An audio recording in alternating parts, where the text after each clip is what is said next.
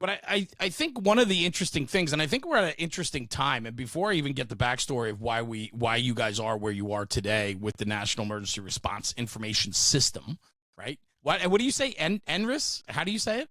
I say NERIS. NERIS. Okay, NERIS, yeah. NERIS. I want to make sure I get it right. I think the understanding of data is really starting to take on in the fire service. You got the firefighter rescue survey. Brian Brush and his crew has done an incredible job documenting, fire victims, rescues, things like that. People are starting to see the value in data. I personally get a little worried with data. This is full transparency. I think data is great, but I don't think it can take over the actual feel and approach of experience. And that is something, as a backstep fireman, as a guy that's been doing this for 30 years, that is one thing that I do worry about, is that we're going to go too far left or right, and then we're going to have to kind of bring it back and understand that experience matters on this job, right? So I'm sure through all the investigative work and all the beta testing you guys have done, I'm sure that has been a topic for you guys, correct? I'd say I love the way you put that. And I guess the comparison I would offer you, and I would agree that when I'm out there talking with firefighters and fire chiefs and decision makers, what I oftentimes say is that, one part of this project is to modernize and have a data system that's working for us. It's helping not just big fire departments that oftentimes garner a lot of attention, but it's out of 27,000 fire departments, the vast majority are small, woefully underfunded. They lack any hope to really understand the problems in their communities and do something to address them. And we want to close that gap. But I would compare it, Jeremy, to if you go to the doctor today, what I know is that if you're going to have a medical problem and you go see your physician is going to use data now more than ever to diagnose what's going on, right? They're going to look at your metabolic panel. They're going to look at pathology of certain things that may be wrong with you. They're going to look at, metrics and analytics about what's going on with your body to diagnose you, but nothing replaces, similar to experience that you mentioned in the fire service, nothing replaces the gut feeling of a physician, right? The bedside manner, those interpersonal interactions. And so for us in the fire service, what it will continue to be is a 1-2 punch, that it's modernizing the system, it's making it better, making it work for us, but not dismissing the fact that we have to have an emphasis on a culture that cares about that, and we have to couple it with good leadership. There's a lot there. I like the analogy for sure. And you even look at today, which is wild, but they start running people's symptoms and whatchamacallit, their panels and things like that through AI, and you're getting a clear and concise. It's pretty wild, right? I just want to make sure that the human factor is there. A couple things you said. One, firefighting 100% local. I think a lot of times in the fire service today, we're broad stroking the fire service in one swoop, whereas I don't believe it's that simple. I think that you're looking at the majority of fire departments and fire districts in this country are struggling to get by. They're truly neighbors helping neighbors. And then you get to the largest and biggest, urban and municipal departments, which are just very different. So I caution when we use that broad stroke of the fire service, right? Because it's just so super local. I want to ask you this. So this is all part of the UL, which is also the FSRI, correct? And then you guys underneath that, NERIS, is the new initiative in collecting data through fire department reporting, right? So I want to make sure I have that correct, right? That's a pretty fair assessment. It's oftentimes, I think of it in my brain like a three-legged stool. So ULFSRI is one component, and right. That's where the contract lies, to build the system, to operate and maintain the system. But it's also a collaborative effort through the U.S. Department of Homeland Security, Science and Technology Directorate. Okay. So they have helped in partner and funding it, and then of course the United States Fire Administration. So if there's any evidence that this is a pretty transformational project, it's seeing three giant entities like that come together to fix a problem. Yeah. And then what is the problem? So break that down for me. Yeah, I think when it comes to data and understanding what's going on in the fire service, it would be easier to tell you what's not the problem. We Yeah. we don't. Let's start at the baseline. We don't know how many fire departments there are in the country. So when we want to go and help solve problems and make the our communities better, we don't even know from what the N is, right? We don't know how Interesting. many Hmm. departments there are that we should be targeting. We don't have a real good handle on the quantity of civilians that are killed in fires, most of them within their home. We don't really have an understanding as to how many departments report into the system, and we're not necessarily collecting the same thing. Different departments, and these are even metro departments, have different requirements as to whether or not medical emergencies, for instance, are part of that 32 million incidents a year count. And so this is in my mind, as a former fire chief and a lifelong firefighter, this is a reboot of the computer. Like I think we're at a point where we've got a blue screen on the current system. It's time to reboot this thing and really dive in to what's going on in America's fire service, knowing that we're the backbone of every problem in every community, large and small. And so it's really starting from the ground up. It's not a different version of a system that you and I came to know throughout our entire professional lives. It's making this thing better. I can say this. I've been involved in several software implementations on the corporate side, and it is a daunting task. And the one thing they always say is the only way you get good information out of it is putting good information into it. And when you talk about the fire service, we are foundationally built. Our individual fire departments, our fire companies, we have to know the foundation from which we come. On the broad scale of things where you are, I mean, you're sitting on a countrywide service, and we don't even have the basic information available yet to make great decisions, only because we haven't had the reporting as accurate as it could be today in 2024.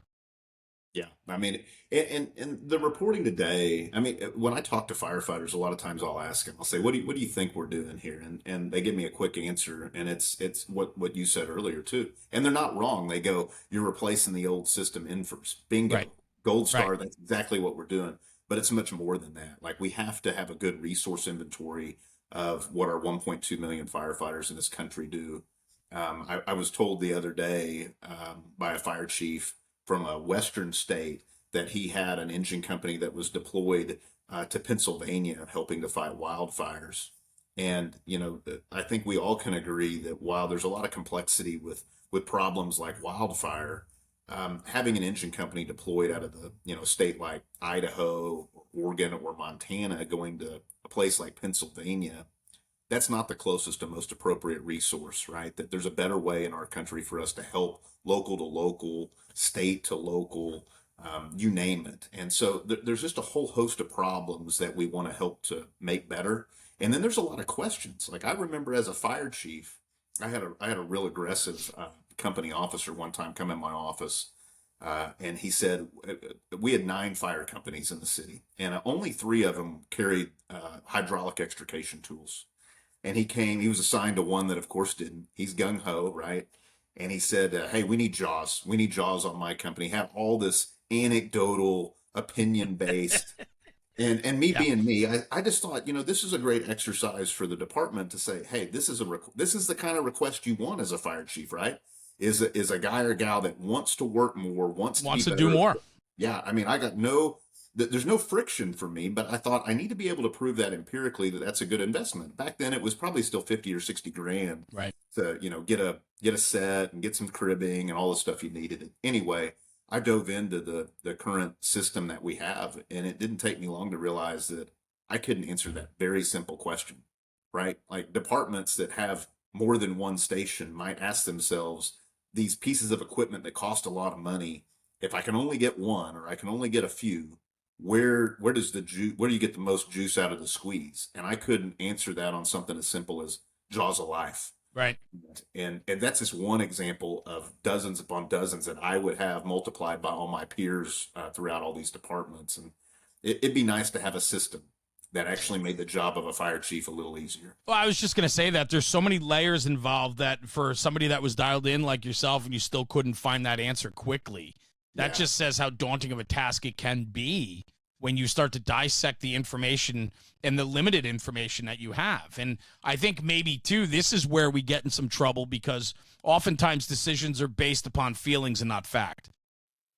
And if you can't access facts, if you can't access the data, it's going to be very hard to make a decision that's fact-based and not feeling-based. Well, but you're saying so. I love that you said it, because, and I think that's cultural in our business. That Yeah. if you look at decision makers, I would argue just 30 years ago, maybe less than that, but for sure 30 years ago, to make these very emotional arguments for resources, to go to, elected officials, city councils, boards of directors, county commissioners, and go, hey, we're the fire department. We're the most trusted government profession in every survey done. We need X amount of stuff, or else people's lives are in danger. That was a very effective thing. And we live in a world now where not only do you need facts, but you are going to be immediately fact checked. And so we have to equip our fire departments and almost galvanize them to understand that data is not a chore, it's not a burden. It's something that we're going to have to get real interested in order to make sure that not just we can make sure that resources match risk, right? We got a lot of communities that are growing and evolving, they're aging, they're dealing with different kinds of problems. It's not just that, but we also have to protect the resources that we have, right? Fire departments are there for those days where things don't go as planned, and things aren't as safe as they were designed to be, and it's not business as usual. And it's the most fundamental element of government, that we have to make sure that the backbone of our local fire departments is protected. And I think we do that by telling the story better than we do today. I would agree with you 100% on all of it. Transparency absolutely matters, and in an industry of life and death like we're tasked to do, if we need the tools and the resources and the ability to do that job, we need to be transparent in what our job looks like. And I think that's where data is important. The only thing that sticks in my mind, and I said this earlier, I opened with this, was we still have to be concerned with in implementing. Feeling does have a place, because feelings come from experience. And so we just have to be careful that we match the data with the local experience to be sure that on a local level, boots on the ground, rubber meets the road, that the right decisions are being made. But I can absolutely understand from a 10,000-foot view, that data is critical, because that is what the trickle down is for the guys in the streets. Is we need that data to be clear and empirical on top, so that it trickles down to the guys that are on the streets. And this is where I find a challenge with your organization and some, like we were talking about before I hit record, where how you guys are able to convey that message and be able to package it and educate the fire service about what the initiative is. Because a lot of times, any type of sweeping change, you said it yourself, people just think we're replacing the existing with something more, but it is, but it's a lot more. And it's not just the reporting, it's what we can pull and extrude from that, correct? Absolutely. Absolutely. It is way more. And you're right. The most difficult thing in getting the message out is actually the part of the beauty of the fire service, right? Is that it is local.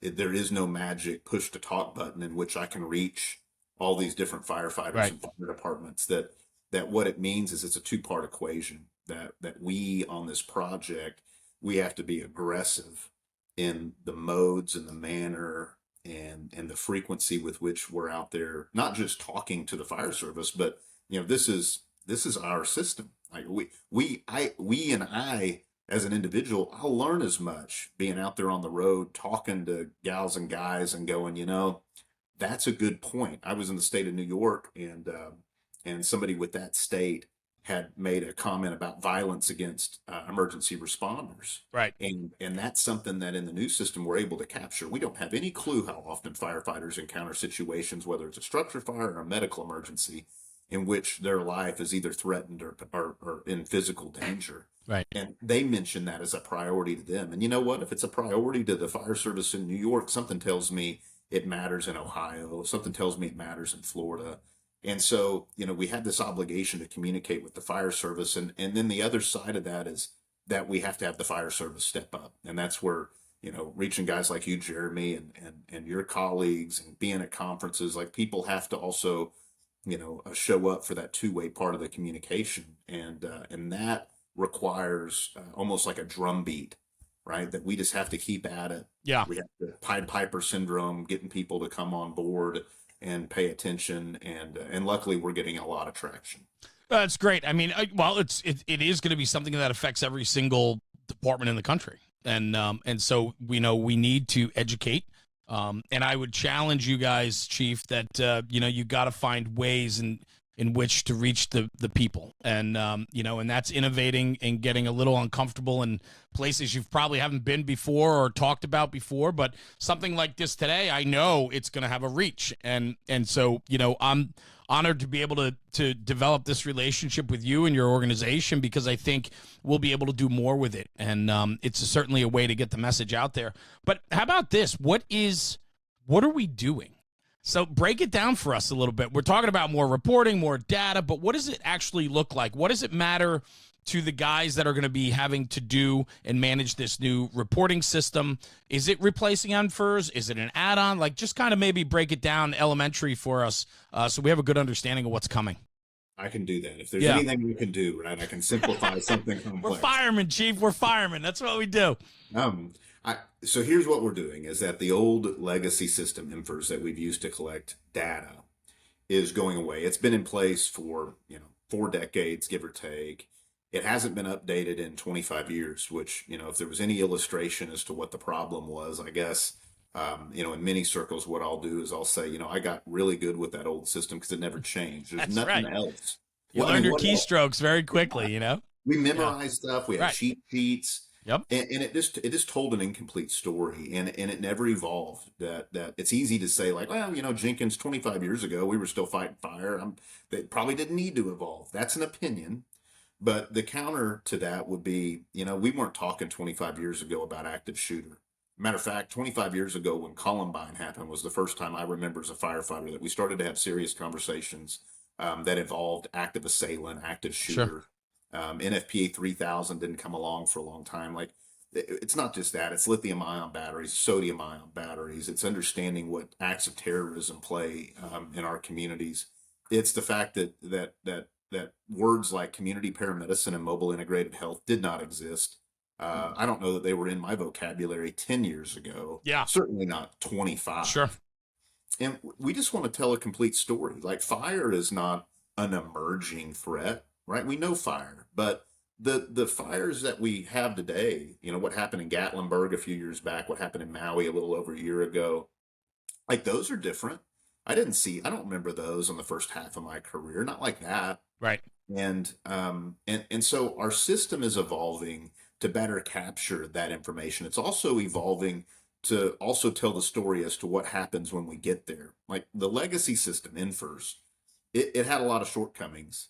This new system is designed to maybe coalesce around this idea that we oftentimes focus on response times as the measure of performance that matters, right? Like, if I want proof that my fire department is good and effective, as a fire chief, I would often say, hey, if I can show you that, because when the lights come on at the firehouse, we get out and we get there quick. We have a sufficient quantity of fire stations that are strategically placed that when somebody has a time-sensitive problem, we're pulling up within 240 seconds or less 90% of the time. That's true, right? That's important. There's no fire department that is not in the time business. Right. But I think, Jeremy, you and I can agree that there's also a big part of the story. That was a very well-timed alarm to go off. That's good. Yeah. I couldn't have done that if I wanted. No, not at all. That timing was perfect. But there's also part of the story and an important characteristic of response that's after the parking brake is pulled, right? Like, it's not just like how quickly we get there and where we go and what we find. It's what we do and when we do it. Timestamps that involve the tactical decisions that we make. How long does it take to get water on the fire? How long does it take to search the building? And tell a more complete story. I mean, right now, if you have a company of firefighters who pulls on scene of an orphanage on fire, and they pull a dozen orphans out of this fire, I mean, arguably, like, the heroes of heroes, right? That's not recorded in the current system. Like there's actually, outside of putting it in a narrative, there's no metric that actually counts the number, in this case, in my example, of children that were saved in that fire. Right. Why wouldn't our business count things that matter like that? Like lives saved, how we save them. Wouldn't that be cool to inform our training programs to say, hey, we encounter victims here. We have the most success when we do this. And so we're modernizing the system. We're making it better, and we're also trying to make sure it's more timely. Not to get into gory detail, but the way in which data is shared from local fire departments to the state to the feds means that we don't have a clear picture of what is happening for about 18 to 24 months. It takes that long for something to like pop on our radar nationally. And in a world where, I don't know, Jeremy, when you started talking about lithium ion batteries or thinking about it, but they've been around for a little bit and we haven't been talking about it that long. And so we need a system that works for us. And that's the kind of stuff in a simplified manner that we're trying to fix, and we will fix. Yeah, but what does it look like? I mean, let's really break it down for a minute. So, the NFIRS, we've all been accustomed to, like you said. I didn't even realize it was out for 25 years. Is that what you said? So, Hadn't been updated, yeah. Yeah, and so with that, we all know our cheat codes, and we scroll through it. Single family, alarm, fire, right? We all know how to scroll through them real quick, right? Totally get it. This new system, obviously, it's going to be a more comprehensive collection arm of software, right? So are we looking at, for firefighters, there's going to be more work on their part to put and input more data, correct? So it's something we have to look at, but then the twofold to that, the other side is, how many departments will this affect operationally? It's one thing sitting in the office after the run, but you have to collect the data from the fire ground to be able to implement into the software. So if we're talking times now, meaning response times, we can get that out of the CAD, right? Arrival, clearing, all that. But are we talking progress reports, water on the fire, primary search, PAR reports? Are those all pieces of information that this new system is going to want to collect, and looking for things like timestamps and so on? Because that is going to then really start talking about operationally a more organized and systematic approach from all fire districts, not just the ones that do it now. You're asking good questions. I tell firefighters that the fundamentally, first of all, this is a firefighter first program. There's absolutely nothing that we do that we don't first analyze from a frame of reference of the tailboard firefighter. And we have two overarching goals with everything we do regarding that. One is that we make it quicker for the firefighters to input this information. Great. The other is that we make it better. And you don't have to be super intelligent to know that when you say you're going to make things better and Thank quicker, you. That's tough, right? Yeah. So we walk a really fine line where, like, having optional fields, having a flow that makes sense for a firefighter. But here's a true story of 6 fire departments were prototyping this system back in March. And there's different ways you can connect to it. Many departments will continue to use a different version of the software they may currently have. Smaller departments are going to be able to use a mobile app free of charge, that gets them. And big departments can do it too. It's just, a lot of big departments want some other stuff to go along with it. But what you will find is that in those 6 prototype departments, a handful of them experimented. And one of them in particular, that was a medium-sized career department, 9 stations. They found that in some instances, apples to apples, incident type for incident type between the two systems, it was reducing the input time by 50%. That we were able to get better information, right? Ask more targeted and appropriate questions for what they went on, and it was quicker for them to complete it. Now, there's going to be a ton of ways, depending on your software, and there's some variables that I couldn't necessarily answer, but that's what we're targeting, is that we think that firefighters are not inherently allergic to giving us good information. I think firefighters get frustrated when they have to resort to a cheat sheet. I think they get frustrated when at 3 a.m., after they've been up twice already since midnight, they've got another report and they know it's going to cause them to have to ask or better answer some questions that are irrelevant to the situation they encountered. And so what we have done is we've really tried to make sure that we're equipping firefighters with a common sense approach to tell us what happened. And for the first time ever, giving fire departments, this dividend, giving them the information back in near That real. was that was going to be another question I had for you. Will we have access to the data? Absolutely. Yeah, absolutely. That departments are the primary customer. Yeah, we care nationally. Yeah, the states care. Other organizations want to know what's going on so they can help us move the needle. But the real beneficiary here is the local fire department's able to go, we are seeing an influx of calls here. And we're able to see that, when we build our training plan, we're doing this tactic a lot, or we're not doing this tactic a lot, and we need to make sure that we stay exercised on deploying a ground monitor, that we can create a system that actually helps all facets of the fire department operate more effectively. Yeah. I'm really intrigued by this. I'm interested to see what it looks like. And speaking of that, you guys are currently in the beta testing on this, or where are we in the process?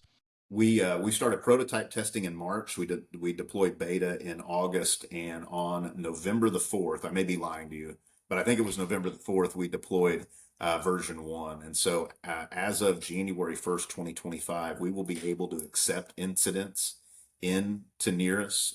We have 165 departments that, as of Monday, had onboarded into the system. They've set up their profile, kind of their basic information about their organization, how many stations they have, what companies are in that station, information that didn't exist prior to NERIS. And so we get both a good inventory and resource accountability for all these departments, all their services and characteristics.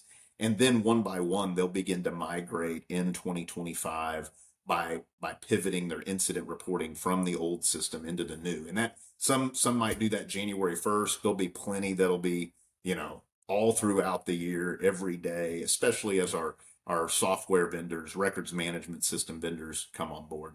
That's what I was going to ask you, to third-party integration, right? Because a lot of this is managed through other software companies, right? That patch in, and there's a connection between. So you guys have been working with, I would assume, many of the usual suspects in that realm. Yep, all the usual ones and all the unusual ones. Yeah, right. Too. I'm sure. Yeah. There's a ton of them, and the cool thing is, you said CAD earlier. That's one of the things that we have within NERS that we've never had before. Is we have a whole set of data elements that are about CAD and what we're called for originally, because that's not always what we find upon arrival. And so, I know of no fire chief, firefighter, or fire department that issues a lot of compliments about its dispatch center or is super happy with how its CAD operates. And NERIS is the first time that we've ever formally said this is the kind of information that we want to at least have available to us so that we can know what's going on the fire ground, so that we can know what we're called for. And so it's not just replacing that old system, right? The old system didn't care really at all about that stuff. What we're also really trying to focus in on a very comprehensive understanding of what our firefighters do in this country. And I think you'll see that when firefighters refer to dispatch centers and their computer aided dispatch software in the future, I think they'll find that it's better for their job because we're having this conversation. Interesting. So what implementation wise, that we're looking at January 1, what is the requirement for switch? Like, what does it look like? The realistic approach? Because I'm telling you right now, like, there's been conversation about it around here in these parts, but I can tell you that I don't think everybody's ready to go. I can tell you that not everybody is ready to go. I was being nice. I was sugarcoating, Chief. Yeah. That doesn't seem to be your personality. You don't have to. No, it varies a lot. So what departments will do is, first of all, they need to analyze how they report today. Like, there's no requirement. There's not a federal requirement you participate in IMFRS. There's not a federal requirement that you participate in NERIS. So there's no mandate, but most departments want to, number one, because it ensures they're eligible for federal grants. And number two, I would say that, if there's any like occupation in this world that has teamwork down, it's ours. And most fire departments don't mind, participating in it because it's the right thing to do. And we need to understand the problem. What departments will do is, if they're using a records management system currently, and presumably they'll want to stay with it, they would want to reach out to those vendors and just say, hey, are you paying attention to this NERIS thing? I'm 99.9% positive all vendors are going to say, yep, we're on it. We're developing. It's easy to kind of be frustrated and think like, well, if NERIS is going to be ready January 1st, why isn't this records management Right. system ready? Right. Well, we didn't freeze and really know everything about how we were going to design the system until about mid-October. And so we look at records management system software vendors as our partners, and they haven't had like a real good blueprint to go off of until the fourth quarter of this year. And so they're just going to lag. They're not going to be ready for probably about a year from now, but they're all working full steam ahead. They just really have impressed me with their level of commitment to the fire service, and that's not a tagline. That's just how Tom, the fire chief, feels. And they'll be ready at different intervals. So if somebody's using vendor, XYZ, I would expect them to reach out and say, "Hey, we're going to be ready to upgrade your current system," and they'll flip a switch at a time that department is ready for that. They may be ready in September. September may be a bad month Right. to do it. For smaller departments that want to use the free app, the switch is even easier because the app's already built. It was really the first thing that we did, and you can onboard into the system, especially if you're a smaller agency, say sub metro, 15 stations or less. It takes about 30 minutes to set up your profile and enter all your department characteristics if you've ever used a computer before. And so those small departments after January 1st, they could go anytime. Now we've got a big rollout and onboarding schedule. We've got a lot of work ahead of us to continue to reach departments that have not heard about this. But it's just a complex endeavor that it really starts with the local department figuring out how it's going to connect. Well, and that's why speaking with you today, I'm kind of sitting here taking it all in, and and there are a tremendous amount of moving parts here. I mean, this is no small feat. So I guess I ask, how did you get involved with this? I lost a bet. No, I'm just kidding. I spent some time as the president of the International Association of Fire Chiefs back in 2017 and 18, and that experience afforded me a lot of opportunity to interact on a national level. I retired because I was offered this opportunity that I guess my opinion is that firefighters have like one litmus test to any new initiative and project, and they're going to make a decision within the first few weeks, months, year. Yeah. And they're going to decide whether it works or it doesn't work. And it doesn't mean that firefighters don't believe in second chances, but second chances are not issued readily. And I thought if we're going to do this right, I was a fire chief that, our department was an ISO 1 dual accredited department. We did things, in my opinion, I think we did them right. I think we did them data driven. I think we made our community safer by leveraging not just the experience of our people and listening to the boots on the ground, but also looking at what the data showed. And when those two things aligned, you couldn't get out of the way of that freight train. Yeah. And we built stations, we added people, we got better for our community doing what we're trying to do for everybody. And so when asked to join this project as the designated, fire person, it was a no-brainer for me because sometimes you got to put your money where your mouth is. And I thought that this is an opportunity to go from working for one fire department to working for 27,000 and making them better. And what a cool thing to be able to do. Well, there's no one better than somebody that's been in the trenches and that has done it. And I think that is something in the fire service that absolutely matters, right? Your pedigree matters, your experience matters. And so we need people at the top that are making broad decisions, big, impactful decisions for the American fire service. We need those people to be one of us, is really what we need. We need a chief or an officer or a firefighter that has put his time in, has done their work. He or she cares for the people and the delivery of information. It's not just throwing it against the wall and seeing what sticks. It's actually a fundamental plan that represents the very best and the characteristics we want in a government agency overseeing the American Fire Service and putting information out. It's super important. Well, I try to meet that description every day. I don't know that I do it, but I'll share this story with you. One of our beta Please. apartments was, I look, at the wall behind you and I see the FDNY, and Sure. the FDNY was energetic enough to say, even with the complexity of an organization like that, they said, we want to be part of that beta, that we want to make sure that it works for us. And of course, we want the bigger departments have a Makes whole sense. host of reasons, right? We Hmm. want, I got a call from a fire chief in Tennessee, and he was part of the beta too. And he said, Tom, I see that the FDNY is on the list, and I'm a little shocked that you want my little fire department. We don't even have concrete on the apparatus bay floor. These are dirt floors that Wow. we operate on here in Tennessee. And I said, Chief, That's who that we is want. exactly why we Yeah. need you. That if this new system, if we can get guys in the FDNY that are as salty as they come in any borough, if we can get them going, yeah, we see where there's value, we see where it's different. This is going to help us, and we can get this red dirt fire department in Tennessee to also go, yeah, this is going to help us in our volunteer community or small community fire department. Then we can put it in the win column when both those stakeholders feel like we're making a difference. And then, Jeremy, I think the other thing is, like, this is just a starting point, right? Like, Yes. we're not all over here clapping like we've climbed the mountain. Like, now we start climbing. Now we got to make this thing better.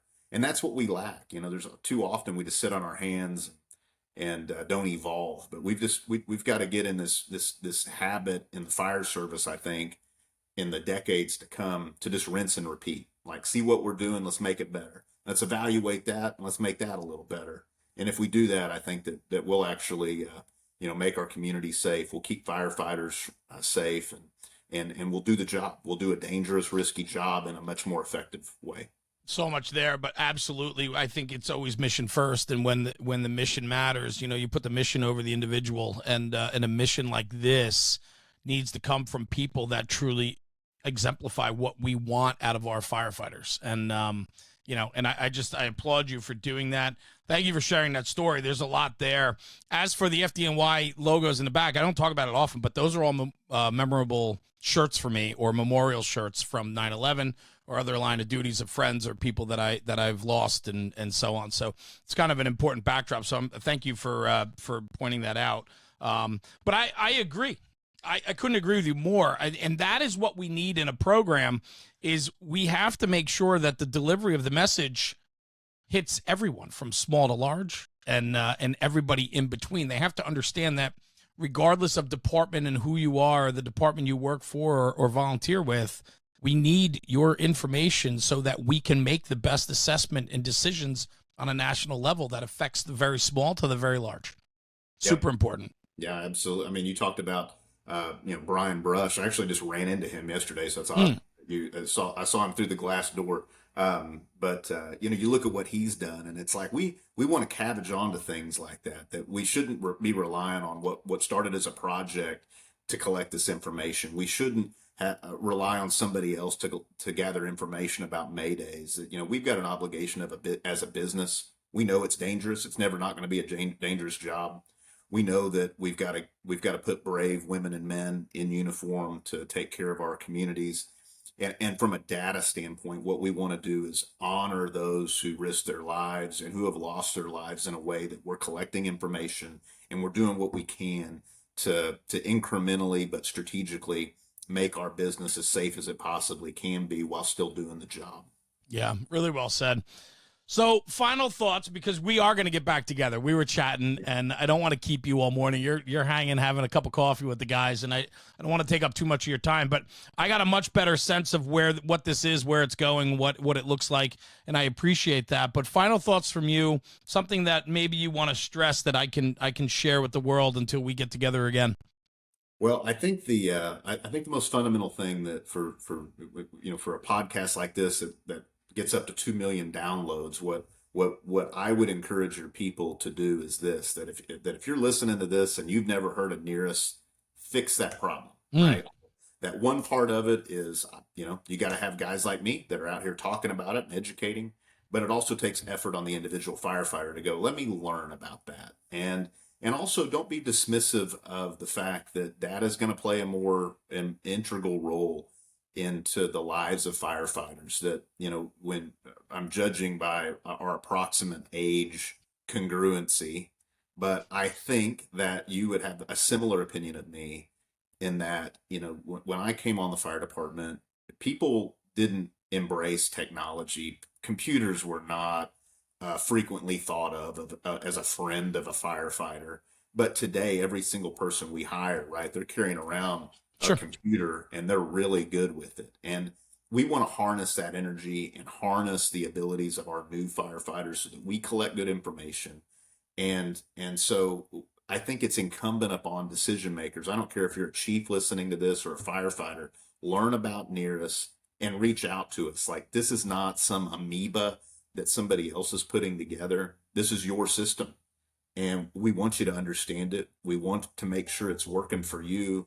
And if there's some version of reality in which, people say, man, it would be great for us to know more about this and it should be part of NERIS, we want to have that story that I think we really, I don't know, I think it's invigorating when firefighters believe and understand, like, this is a system that's designed for them.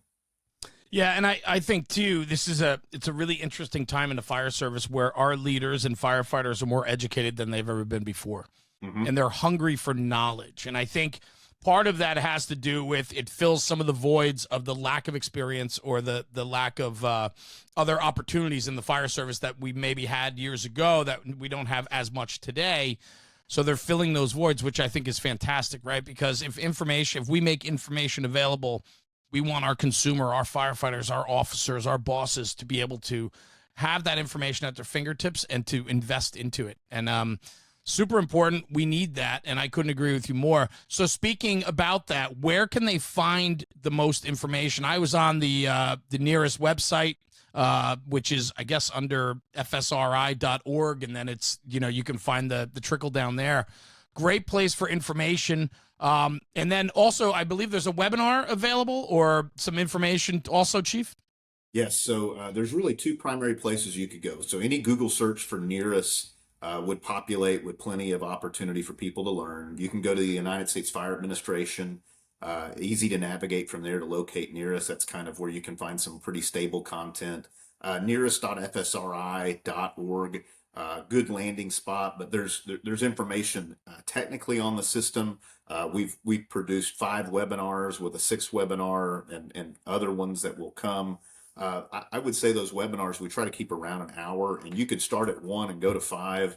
Sure. And really understand what's going on with the system, from the brainchild of Dr. Lori Moore Merrill, working with Dr. Steve Kerber, all the way to listening to some of the prototype departments who have tested it, who have been on the ground, credible, gritty firefighters and fire chiefs who can talk about its importance. I think that's where I would direct folks. And then, of course, I'm happy to provide you my email and cell phone that ultimately we're all in this together. And so I want, your listeners, if they're firefighters, I'm their guy. They can always reach out to me and we can connect and discuss anytime.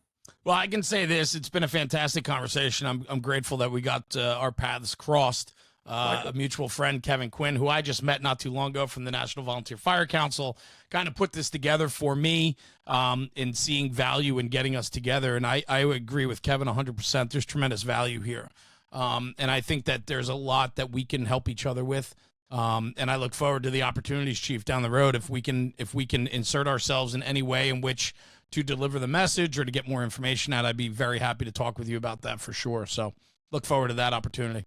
I appreciate it, brother. Good to visit with you. Look forward to doing something more formal in the months to come. Yeah, we're going to get together. We'll have you at the new studio, and we can really break it down and really talk about the meat and potatoes of this for the backstep firefighter like myself, so we get a real good understanding of what you guys are up to. So I appreciate it. Tom Jenkins, thank you very, very much. I appreciate you. Stay right here. I'm going to sign off the podcast. I'll come right back to you. Hang on one sec, okay? Guys, thank you for tuning in for another episode of the National Fire Radio Podcast. Like I say at the end of every single episode, take this conversation, take it back to the firehouse and talk about it, because when we're talking about the job, we're making the job better. I'll see you at the next one. See you later. Merry Christmas. Jeremy, National Fire Radio.